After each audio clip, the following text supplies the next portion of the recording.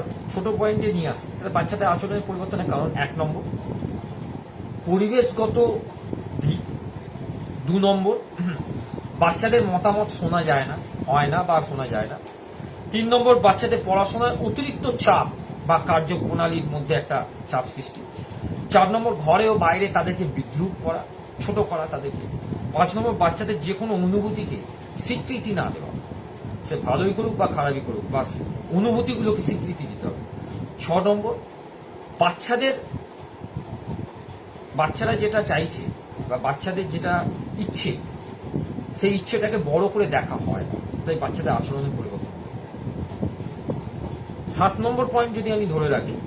বা ধরার চেষ্টা করি, সেই 7 নম্বর পয়েন্ট হচ্ছে যে আমরা বড়রা বাচ্চাদেরকে নিয়ে কোনো কাজকে পারফেক্ট ভাবে করি না, এবং আমরা অনেক সময় আমাদের ভুলগুলো বাচ্চাদের উপর চাপি, যার ফলে বাচ্চাদের আচরণের পরিবর্তন। যার আর একটা উদাহরণ